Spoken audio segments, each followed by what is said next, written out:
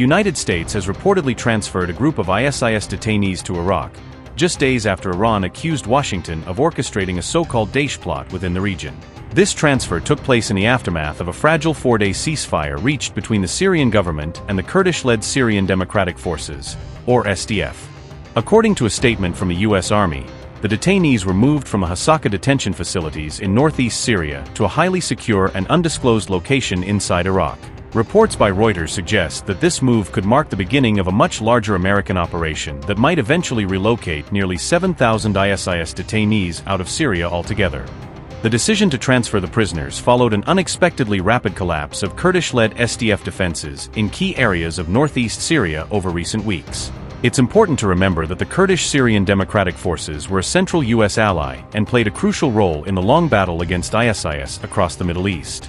Now, growing instability has raised serious concerns about the future of prisons and detention camps that were previously under SDF control and supervision. In fact, earlier this week, around 1,500 ISIS detainees reportedly escaped from the Shadadi prison complex, an area formerly controlled by the SDF group. Syrian forces later claimed to have recaptured dozens of these ISIS detainees who had broken out of prison during the chaos on January 19.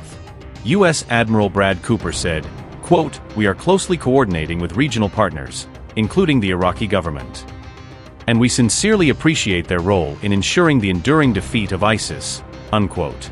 The U.S. Central Command confirmed that Admiral Cooper recently held a direct conversation with Syrian President Ahmed al-Shara regarding regional security matters. Officials added that President al-Shara was personally briefed on the detainee transfer by the head of U.S. forces operating across the Middle East. Meanwhile, the Syrian government had officially announced a ceasefire with Kurdish forces on January 20th, in an effort to stabilize the conflict in the region. Following that agreement, Syrian troops quickly seized and consolidated control over large portions of northeastern territory that had been contested for months.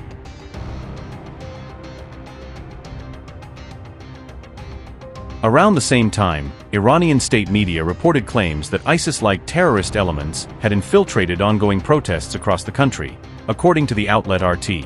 Iranian officials stated that these so-called terrorists were using violent tactics that bore a striking resemblance to the brutality once displayed by ISIS fighters. One senior Iranian official further alleged that these militants had received orders from foreign actors to open fire on both protesters and police forces. The same official also accused these terrorist cell members of committing gruesome acts, including beheading law enforcement officers during the unrest. They went on to claim that extremists had set people on fire and even executed wounded individuals who were unable to flee the violence. Iran's foreign minister took the matter to the international stage, writing a detailed letter to the United Nations Secretary-General to condemn these ISIS-like acts within Iran. In the letter, Foreign Minister Abbas Araghchi outlined evidence of brutal assaults, including beheadings and targeted attacks on both police and civilians. These allegations surfaced as Tehran accused agents backed by the United States and Israel of deliberately instigating turmoil and disorder within the country. Notably, on the night of January 13th to 14th, armed Iraqi Kurdish militia groups allegedly attempted to cross the border and enter Iranian territory. Reports indicate that fierce clashes broke out between Iran's elite IRGC fighters and the Kurdish militias during this infiltration attempt near the frontier. Observers recall that ISIS itself carried out a horrific mass shooting attack at the Crocus City Hall concert venue in Russia back in 2024. Four gunmen opened fire, killing 149 people, injuring more than 600, and causing massive property damage estimated at $76 million. The Russian investigation has revealed the identities of 19 individuals, including perpetrators, accomplices, and arms suppliers, who have all been confirmed as active members of the ISIS network. Officials stated that the investigation further concluded the attack was orchestrated to serve Ukraine's interests, suggesting a complex web of international involvement behind the assault.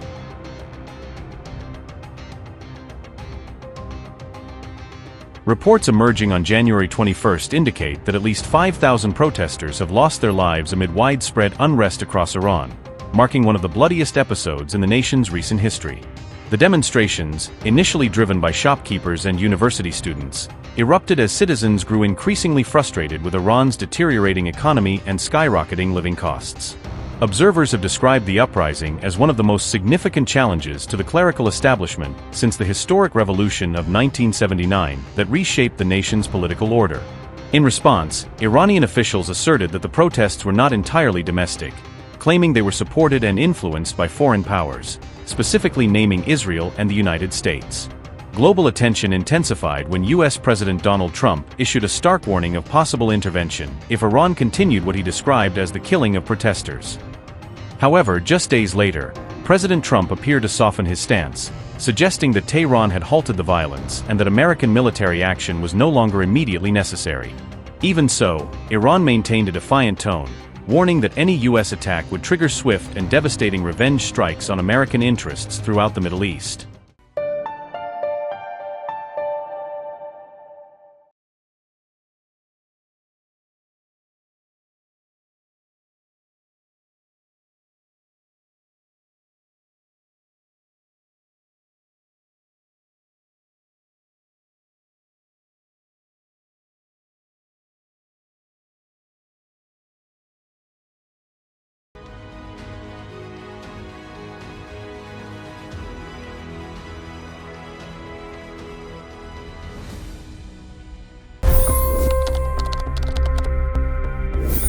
$25 crore गरीब गरीबी को परास्त करके बाहर निकले। For the good of our nation, let's work together and let's truly make America great again. The fastest news breaks. Requested PM saying that look, you will have to speak to Putin and to Zelensky. The biggest news makers. The relationship with India is probably the most important bilateral relationship the US will have for the rest of this century. The capital delivered quite an election result today. Expert analysis. The million-dollar question today is how to stop this dance of death. Ground reports. I'm standing at the crossroad of the Kumbh Mela. Behind me are more than 100 entry ghats. Long-form interviews. Exclusionary politics is reflected in Manipur case as well. You don't bother because this is a small state. Deep dive into burning issues. It's often said DRC could be the richest country in the whole world. It's because of what sits underneath. Why exactly did the US topple the Sheikh Hasina government? HT videos. We don't just break news, we break it down.